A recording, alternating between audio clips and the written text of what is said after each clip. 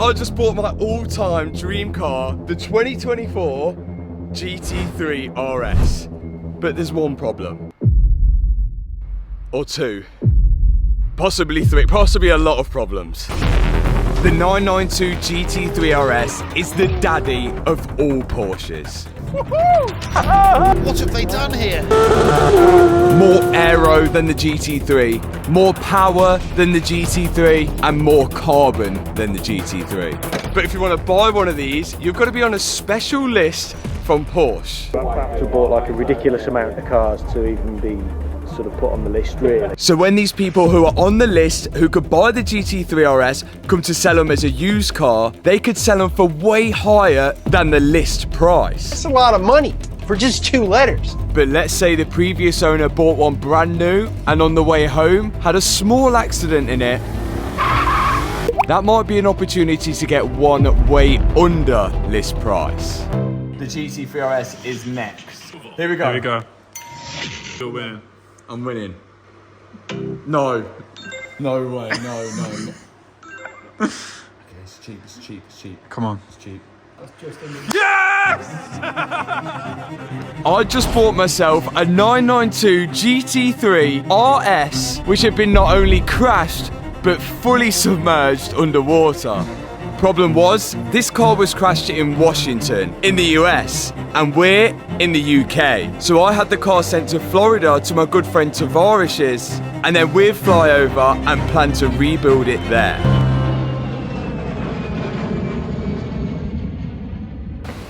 We're back in Florida. Let's go see this car. Okay, so apparently Matt's car just got here. Oh no. Oh. So from this side, it doesn't look too bad, and then we go over to this side, and it's bad. The best thing about this is that we've only seen the car in videos and photos, so this is literally going to be the first time that we've ever seen it. I didn't see this part. Just got Hulk smashed. That is nuts. Are you looking forward to seeing the car? Yeah, seeing it's not going to be a problem, is it? That is completely unfixable. Wow. That, oh my goodness. I mean, this is parts at best. So even Freddie, who's rebuilt many crash damaged cars, is starting to doubt that this Porsche can even be rebuilt. But nevertheless, they got it off the trailer and pushed it inside, ready for me to collect. Here we go. Here it is. This is what I've spent a hell of a lot of money on, and we're hoping we can rebuild it. Are you ready? Ready? You've seen pictures, haven't you? I haven't. You've not seen any photos of this? I've seen it in the water, This is but bad. that's all I've seen. Look at the size of the wing. Oh look, there's your Porsche that you rebuilt in this unit. Yeah. And now we got this. I'm dreading this. I'm dreading it. I don't know which side I want to see first. Okay. Not bad. Oh my god. Oh my god. Oh my god. Oh. Look at that. God. Is that side bad? Oh god. Wow. So here it is. The GT3RS. And it's kind of eerie to think this thing was fully submerged underwater. Never mind how damaged it is. Oh my, do you think the engine survived? From here, I can't see anything that hasn't broken. Where do we even start? There's not even a good panel on it. Oh my god, look at the front top. Oh, this is well bad. How's the bonnet? Gone. That's all broke there. Oh my days. How has it ended up like that? And look at the strut brace. So that's fully been pushed in. What do you think? This It's so bad. this is beaters. Is this wet? Hey, it seems quite dry. How long ago was it since it's been in the water? It's got to have been like March time. You know what? There's no corrosion on like the earth structure. Yeah, does it? You wouldn't know it'd been underwater. Even all this, look. You wouldn't know it's been underwater, would you? I guess the positive we can take from it is that this car went under fresh water. And unlike salt water, it doesn't just start to corrode everything it touches. It went straight into a river. How long for? We have no idea. And how? We have no idea. At what point does it stop being a car in its parts? These wings, I had a look before we come here, £15,000 a wing. Just for that? Just for the Does wing. it include this? Well, you better put that Don't down. know. This wing actually looks good, doesn't it? Yeah, let's not damage it. Most of the panels on this car are made out of carbon fibre, which makes them lighter, but also a hell of a lot more expensive. Look, the passenger is lucky to be alive. Look at this. Look how much... Do you think there was a passenger?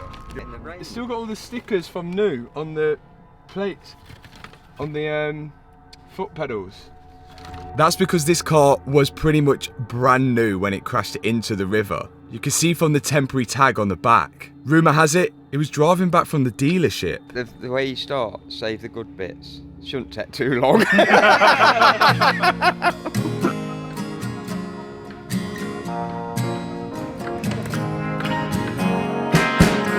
But nevertheless, this is what I've bought. Probably one of the worst cars I ever have. And now we've got to work out whether it can actually even be repaired. And I think this is a good place to start. We want to know whether this engine's any good, but we can't find that out because we don't have a key. This car's got completely soaked, so it's likely that there's water in everything. So it wouldn't be a good idea to try and start it anyway. But Copot said that it didn't have a key, it doesn't come with a key. Which, I mean, it could be true, it could be false, but there could be some likeliness that the key is somewhere in that mess in there. So I think the first step is to try and have a search party, look for a key. But before we even get onto that, I want to preserve this wing, because if we open this bonnet up, it damages this wing, and this seems like the only good thing on the car. And this door as well. This door seems pretty good, and it's full carbon fibre, so let's get this bonnet off. Before it causes any more damage, I don't want to throw this away because there might be a small chance that it actually could be repaired. The bonnet on a GT3 was £12,000, so on an RS, I dread to even think what it costs. Look at that. This is gonna go on your wall. Yeah, this is really light though. What would happen if we put a jumper pack on that battery? I have no idea. I mean, we could try it. That's what, because that... Like, electrical fire is one, but like, it's... So, fire extinguisher, battery, because I think if the key is in here, and that battery pack does power something and the dash works, the ignition would come on because the key's in the car. Yeah. But if it's been underwater, Then nothing might work. then yeah, it might just, I mean, it might just pop fuses. Porsche does make good cars, so I don't know. Yeah. I can't see any key. It could still be in the water, but I think the interesting thing would be to put power to that battery and see if anything happens, because if it does, it's quite positive if it does. The best thing about this is that we can't make it worse. That's exactly what I said with my P1. That's exactly. So here goes nothing. But before we put power to the battery, we wanted to just get rid of the broken glass on this door. Just again to stop any more damage happening. And this thing just lifted out. And once that's done, we can now get the jumper pack out. See what happens. See if anything does anything. Is this gonna cause a fire and short out, or is something gonna work? I've never rebuilt a flood damaged car, so I have no idea where to start. Oh, we got light. Oh my god, the lights come on! It's flashing! What's happening? I've never seen it flash. Why is it doing that? If it come on in here. Oh, interior lights on! Ready? Oh. But nothing. It was completely dead. No ticking or noise from the dash. Well, does that mean the key's not in the car? Yeah, but if the key wasn't in the car, it'd tell you no key. It would go boom. So it's the fact the ignition isn't working at all? Yeah, so there's nothing here. There's some kind of problem here, but that could be a fuse, or this could be completely gone because it's soaking. Might be one of the main fuses. The 50 amp ones or something like that that's blown. And that would just cut all the power to the whole car. Well, it might be more than one that's blown. So we started to check all the fuses that we could see in the car in an attempt to try and get the instrument cluster to work. That way it would tell us whether the key was in the car or not. And there were a few fuses broken, but it doesn't matter how many fuses we changed, it still didn't seem to make any difference. So the main fuses for the car, the big ones, the bad boy ones, are right underneath the dashboard with a pyro fuse. Like literally all the way behind it, in a box behind there. That means the whole dash has got to come out to get to them. And then we won't know whether anything works until you put it all back together, which is a bit silly. This is quite a difficult one really, because we may need to ring Porsche to try and see if we can actually get a key for the car, because that could be a problem in itself. And then will they give us a key if they can't code it to the car because the ignition doesn't come on or nothing works? As I've found out from doing the GT3, the main fuses are right behind the dashboard, and you've got to remove everything to get to them. And if some of these are blown, then we wouldn't have power to anything else in the car. We've been fairly unsuccessful there, but as we thought, most of the electrics on this are completely got a mind of their own at the minute. So we're kind of like at a loose end really until we get the dash out, and then when we get the dash out we can see the main fuses and check them as well. That would really help. But I think kind of the next step really we've got to move on, and what we haven't seen is the underneath of the car, because I saw a photo of this beached on the rocks. So the whole underneath of the car could be gone, the gearbox could be gone, the bottom of the engine could be gone. Then we're working with literally nothing then really, like we've not even got a good shell. At the minute we've got one good wing, two good doors ish. And if the engine is battered to pieces when we see underneath, then it's really not looking good for me. Let's get inside. Now, despite how badly damaged this car is, we've heard that the driver actually survived the accident. The story is, he actually managed to get out the car before it went into the river. But that's all we know. Now, we're going to send the car up. Okay, you ready? To see if there's any more damage underneath the car. If the engine is gone, I don't think it's going to be worth repairing. Look at that! Wow. But so far, so good. Nothing looks obviously damaged. Nothing serious.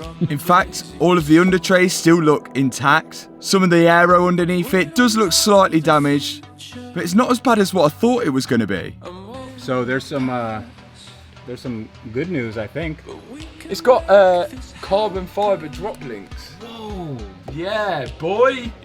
Our main thing here, if we're grasping at anything, is seeing if this engine is any good. Our first step then will be removing the rear diffuser so we can expose the bottom of the engine.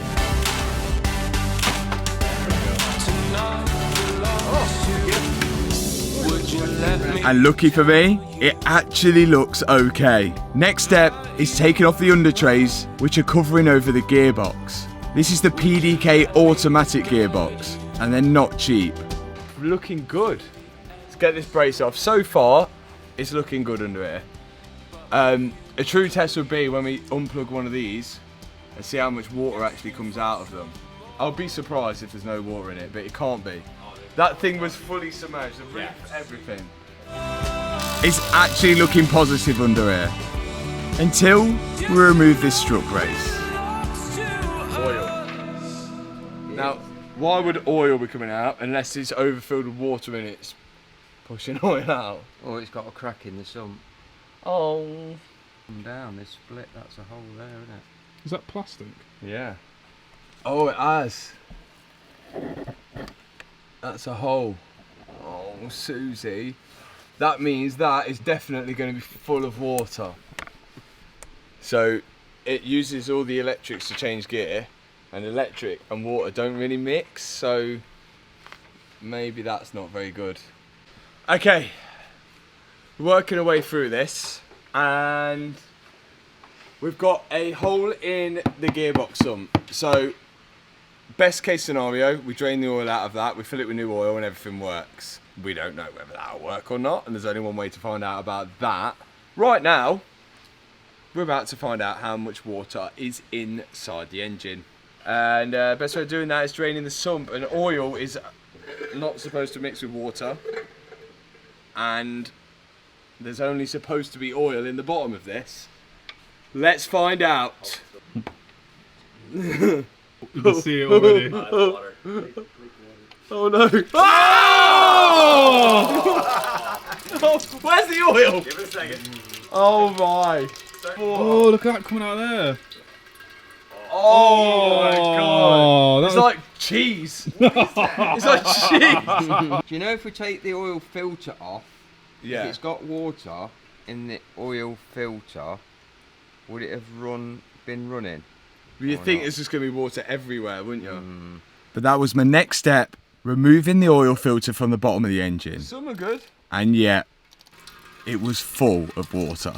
Oh dear. Now, engine is very bad. Oh, it's a bit of oil.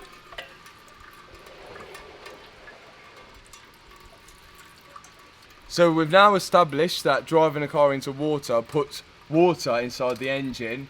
Now, we need to, well, it's bad. But we're really interested to see how far it's gone. And if the engine was running when this went in, then it could mean the engine is just, it might still be repairable, but it would have caused a lot more damage than what it would have if it wasn't running. It would be way less damage. So I'm going to take this exhaust off because it just seems well accessible compared to getting a spark plug out. All the exhaust here, and that's going to access me into the cylinder. We should be able to see any valves, if there's any water in the engine there, because we imagine there's probably going to be a lot of water all sitting in this exhaust as well. So that's my next objective. Now, having this much water inside the engine isn't a problem as long as we can drain it all out before we attempt to start it back up. The problem is if the water is in it when it was running. If so, some of the water could have got sucked into the cylinder, and when the piston goes up on the compression stroke, it's not going to be able to compress the water, which would then cause a lot of damage, maybe even bending a con rod.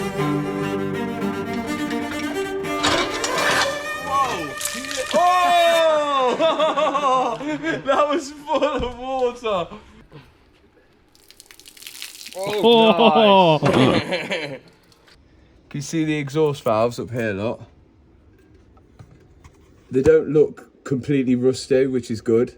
Like, that side is open. They don't look completely rusty. Like, not rusty is good. That's what we're looking for. If it's rusty, bad, because as the pistons move up and down the cylinders, if there's rust in there, it's going to score all of the cylinders. And if the cylinders get scored, then it's going to get oil blow past the pistons, which is going to lead to a smoky engine, burning oil. It's not going to be good. But so far, not really any rust on the valves, and that's just on the valves. We need to see inside the cylinder. So really, the spark plugs is all under here. So that takes the spark plug. So I think that's going to be my next step of attack. We're not in the all clear just yet. Even if the engine wasn't running, but water was in there, it still can cause damage because of the rust. Now, if there's rust which has gone on the back of the valves, that could then cause the valves not to seat properly when they go back into place, which would make the engine lose compression. Another place where it might be rusty as well is inside the cylinder. And if it's rusty inside the cylinder, as I mentioned, if we try and turn over the engine and there's rust in there, then it could scratch up all the inside of the cylinder. And these are machined to perfection. If we scratch it, again, we can lose compression. So now I'm removing the spark plugs, so then hopefully we can put a camera through the spark plug hole to see if there is any rust inside the cylinder.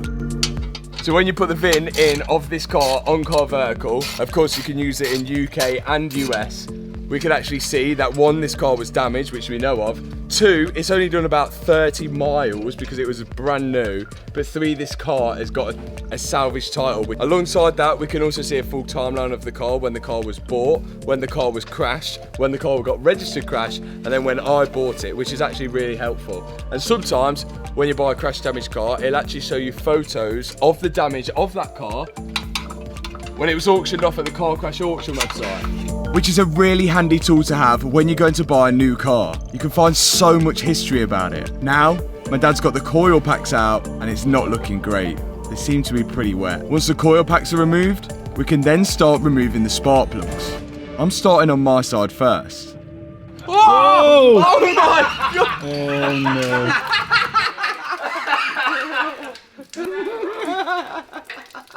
It's just condensation. I've not even took the spark plug out yet. That came from the spark plug hole? Yeah. I don't think this engine's good, dude. I've not even took it out yet. Here we go. Oh my god. Well, it's certainly clean. Whoa. How is that in the cylinder? Matt, is there any part of this car that's good? I'm beginning to think I've wasted my money.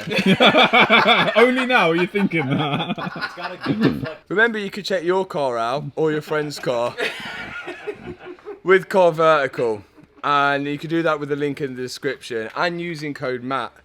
Hopefully, it gives you better news than the condensation inside these. Judging by the look of these spark plugs, it's not looking good for inside the cylinders. You can see how rusty one of the plugs are. We're gonna now put this inside the cylinder, and we should be able to see if there is any rust in the cylinder. Here we go, big moment. Here we go. Here we are. Oh my god, lakes. Is there a fish in there? Oh my god. Look, that's a rusty cylinder. Oh my god, that's submerged. Oh, that's submerged. That is submerged. Oh no, that is really not good. All that water's still in there. Yeah. Oh look, that is, I'm under the water. Yeah. Somebody help me. Well, the good thing is, this car wasn't even broken in. Yes.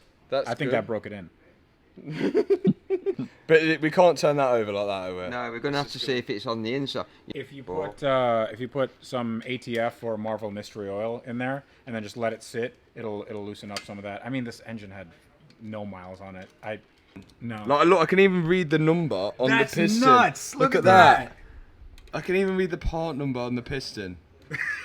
That's how new it is. Look at that. Oh, what's all that? So it looks like there is some surface rust on the cylinders. So turning over this engine now is a no-go. We've got to first make sure we get rid of all that water and then find a way of cleaning off the rust. And we still don't know whether there's any bent con rods or damage to it. So first we put an air line down the spark plug hole to blow out any of the water that's in there. Then we're going to have to work out a way of how to clear the rust out. Remember, this is a 6-cylinder engine, 3 cylinders on each side, and it lays flat. So it's going to be tricky. Our plan now is to drop the engine down, and then we want to actually turn the engine on its side so then we can rest oil or some kind of additives on top of the cylinders, which will hopefully soak through into the pistons and clear all that rust out of that cylinder.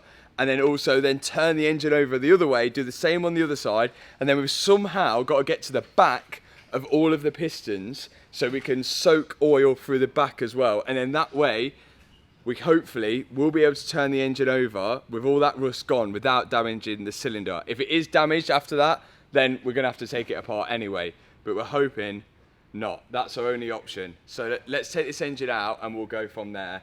As for the rest of the car, I honestly have no idea yet.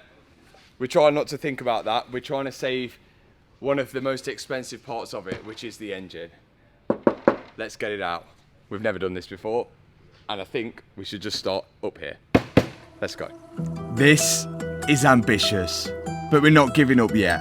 If we can save this engine and the gearbox, we might just have a chance. But to even get to the top of the engine, we've got to take off the rear wing and the little ducktail spoiler as well.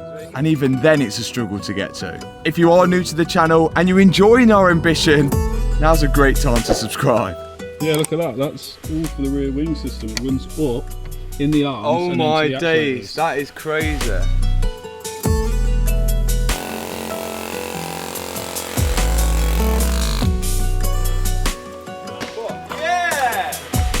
We've had to cut part of the rear bumper off because it was so damaged it wouldn't lift off with removing the bolts. Look at that.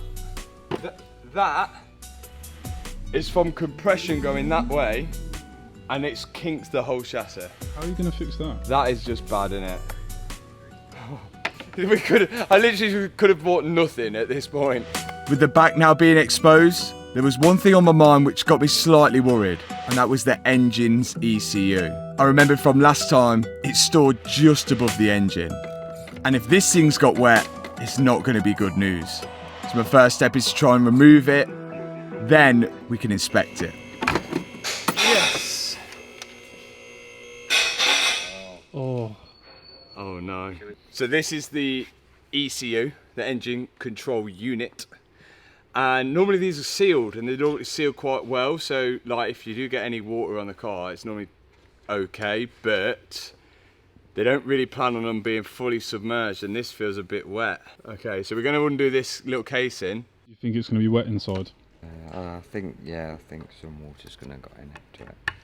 Would that mean we need a new one if it has? Probably. I bet they're cheap. Ooh. Oh. Oh, No. No. Is that condensation? Yeah, oh no, that's milky Oh no. Yeah. Stick it in the sun. Yeah, you'll be all right. Show 2 her. days. Yep. Yeah.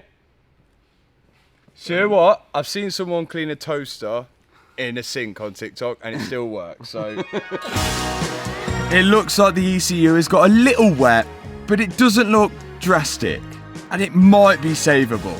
So for now, we've opened it up and we're going to pop it outside and leave it in the Florida sun to dry out before we even think of putting power to it. Then it's back onto removing the engine. We've got to disconnect everything from the engine that's attaching it to the car. We've got coolant, we've got fuel, and we've got electrics.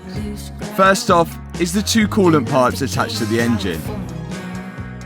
I have undone everything off here, apart from stuff going to the coolant tank here, because that is all smushed up against it, so I can't get to it. So I think if we lower the engine down, then I should be able to disconnect it from there. Then we've got to loosen off the wheels whilst it's on the ground. And remember how tight these wheels are. They're only held on with one centre lock nut, so they've got to be tight. And one wheel actually looks like it survived. As for the other... How light is that? That is super light. Oh my days, feel how light that is. Yeah, it's half a wheel, of course it's going to be No, light. but it's still. This was a magnesium wheel, and you get these wheels when you order the Y-Sack package with the GT3RS. It seems the previous owner of this car spec'd it nicely. Unfortunately, it didn't last long for him. Now we think to take the engine out, the best thing is to lower it all down with the rear subframe. So these wires are going to stay on the car, so I'm going to disconnect these first, like this. They can come down. The caliper's going to come down with it, which means we've got to disconnect the brake line as well. The brakes are actually looking okay, and I'm just disconnecting the brake lines now. Then after that, undoing the bolt which connects the wheel hub to the shock absorber. Then I'm going underneath the car and undoing the bolts holding the gearbox to the chassis of the car.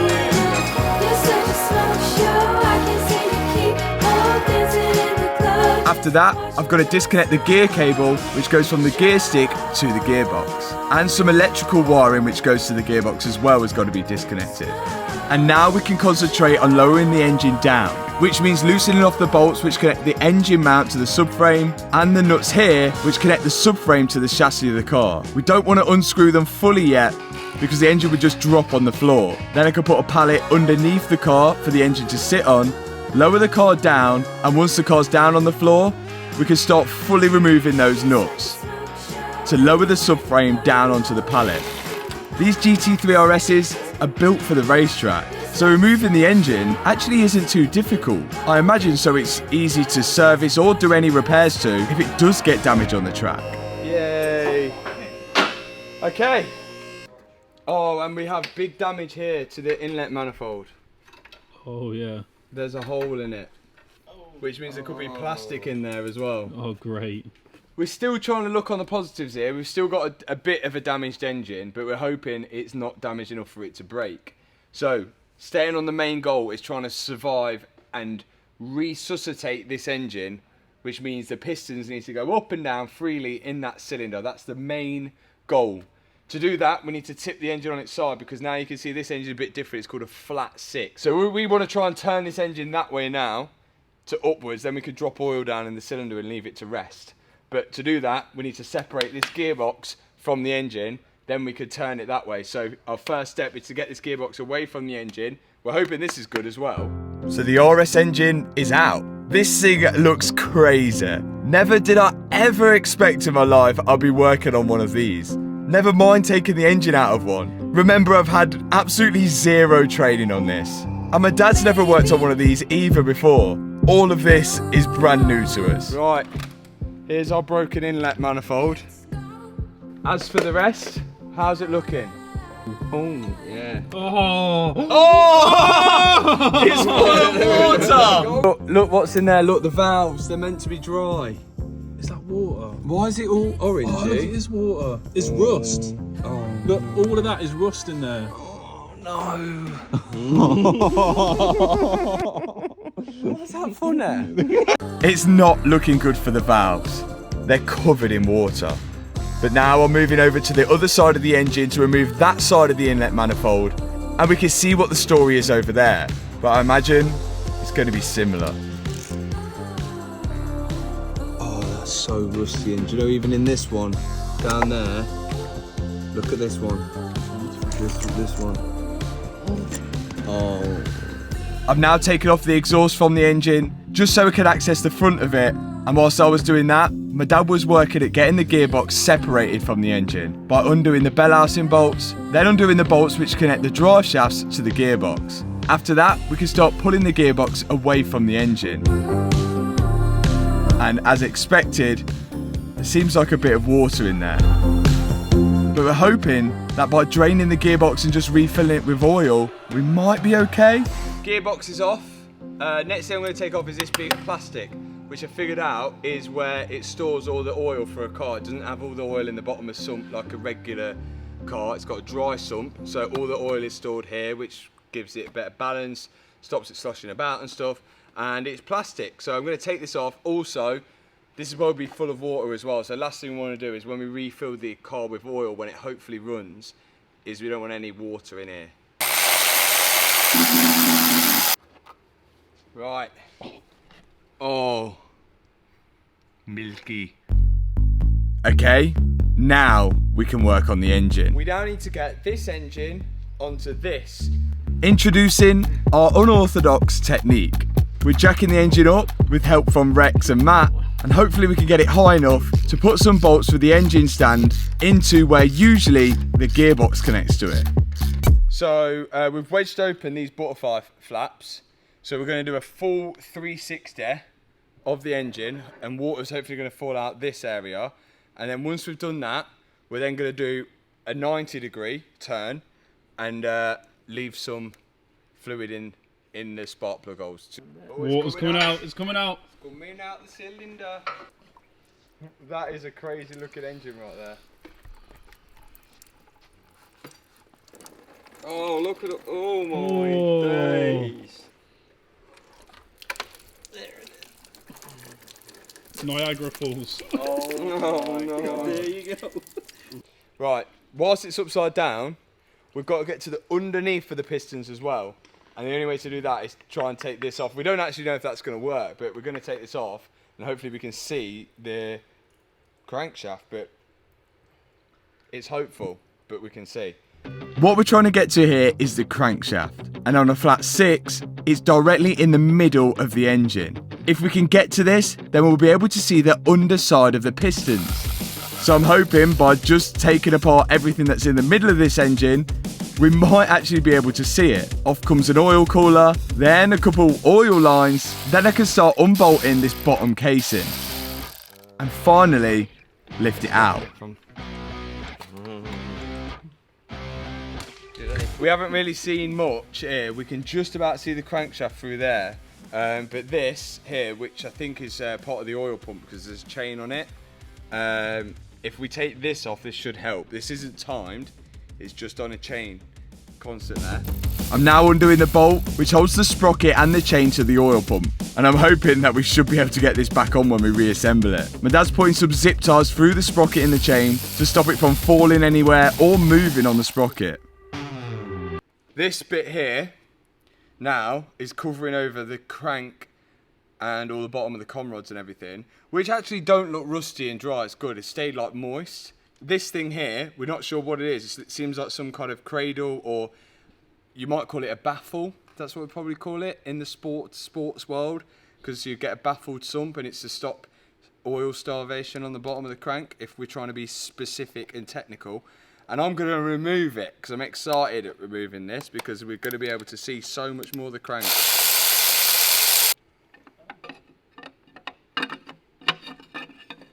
Yes. Yeah! Crank, baby! Look at this. It's a really different... It's really hard to explain because on regular engine, you don't normally have just this.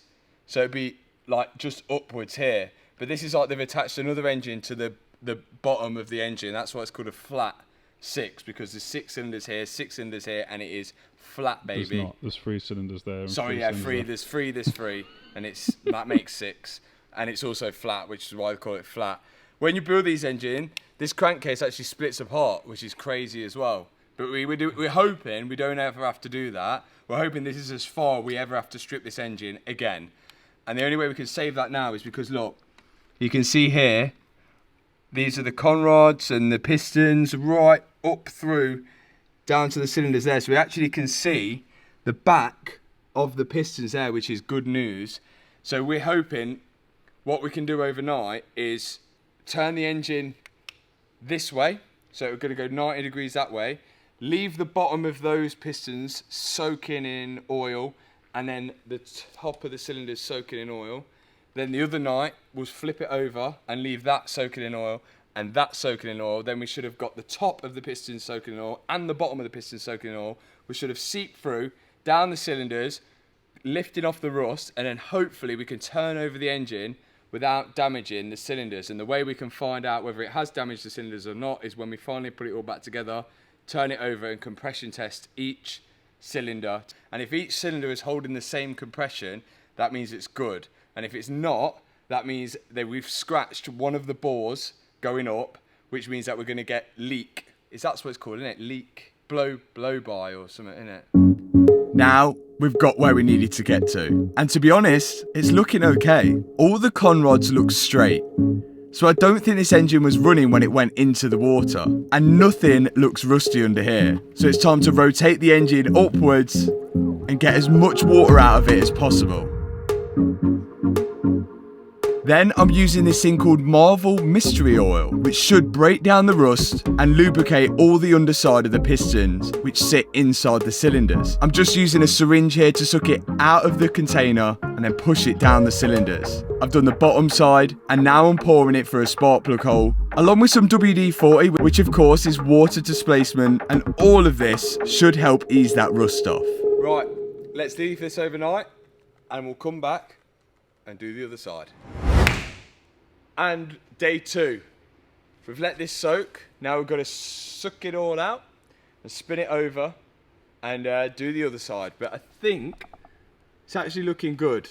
It's actually looking really good. It's not looking as rusty anymore, but we will see.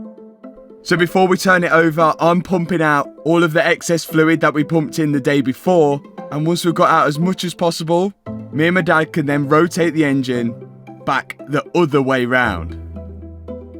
And then our attention is paid to the other 3 cylinders, doing the exact same thing as we did on the other side. Pouring some of the oil for the spark plug hole to sit on top of the piston, and then pouring it into the crank casing to sit on the bottom. Hopefully this works. Now all of the fluid is in the top side of this bit of the engine and the bottom side of that bit of the engine. So hopefully tomorrow we'll then be able to find out whether that's cleared all the rust out, and we'll be able to turn it over.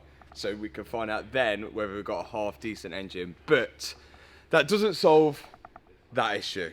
So this 992 GT3RS cost me $130,000 for this.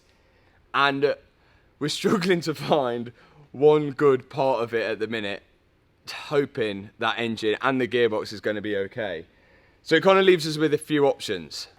Option number 1, which I thought was going to be the best option, was completely diminish this shell and get a whole new shell, because there's damage to the back, the inner structure, the outer structure, the front tub, the roof, the A-pillars. There's damage everywhere. So if we can get a whole new shell and reshell it, I thought that was going to be the best option. And then that way we're working with everything back from scratch. The problem is I contacted Porsche in the US. They wouldn't sell me a shell because they make too much of the cars in a complete form to take a shell off the production line to sell me one.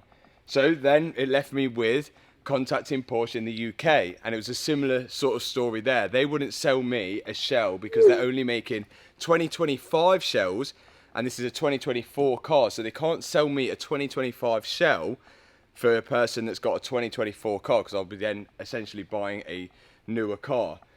So it only leaves us with one other option, and that is to try and find a second-hand shell or attempt to fix this, which is ambitious to say the least. And I guess this all depends on as well whether that engine and that gearbox is any good, because right now we could have just spent £130,000 on something which is just ready for the bin. But let me know if you guys think it's worth it. Thanks so much for watching this video. If you enjoyed it, hit the subscribe button, hit that thumbs up button, and I'll see you in the next video. Peace out. What are you doing, Tony? Don't know. Like a drug that I just can't deny.